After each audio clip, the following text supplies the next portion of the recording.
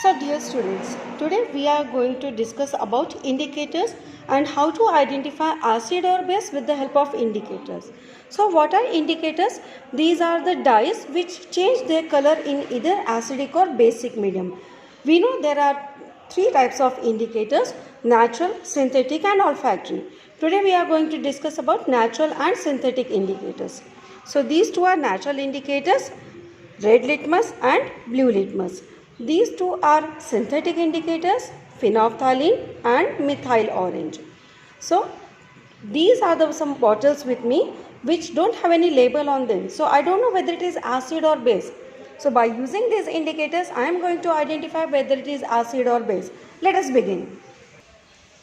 So randomly I am going to pick any bottle and I am going to test whether it is acid or base. I have taken few drops of it in a test tube. Okay, so as you can see, the solution is already transparent. So I am not able to identify whether it is acid or base. First of all, I will try it with red litmus. So I am going to put some drops of red litmus in this. Shake it. As you can see, the red litmus remains red. So that means it can be either acid, because red litmus do not change its color in acidic medium. So I am going to try this again with blue litmus.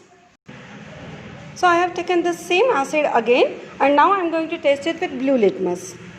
Let us put some drops of blue litmus. As you can see, the blue litmus has changed its color. It has turned to red. So that means this must be acid, because we know blue litmus changes its color in the presence of acidic medium. And this is how we are able to identify whether it is acid or base. So now again randomly I am going to pick one more bottle which is transparent and there is no label on it. I will take some drops of it in a test tube. So first of all I will try it with blue litmus. Now blue litmus has not changed any color in this. So that means it might be a base, because we know base do not changes, blue litmus do not changes its color in basic medium. So I have taken the same thing again, same solution again, and now I am going to put some drops of red litmus in this. As you can see, the red litmus has changed its color. It has turned to blue. So this must be a base, because red litmus changes its color in basic medium. Now since I have identified which was acid and base, now I have labeled them acid, sodium hydroxide, and base, sulfuric acid. Now let us use the synthetic index to identify and let us see their color changes. So I have taken now some acid in this and let us see what is the impact of phenolphthalein on this. I will put some drops of phenolphthalein in this. There is no color change, showing that phenolphthalein do not change its color in acidic medium. Let us see its impact on base. So let us see what is the impact of base, what is the impact of phenolphthalein in basic medium.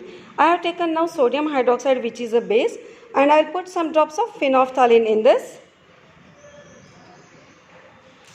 As you can see, it has changed its color, it has turned to pink. So what is the conclusion?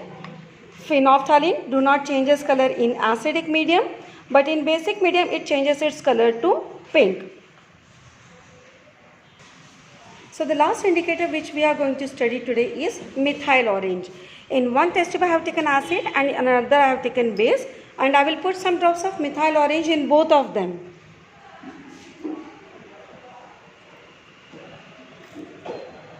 So I hope you are able to see the color change. In basic medium it remains yellow, and in acidic medium it changes its color to red. So these are all the color changes in acidic or basic medium.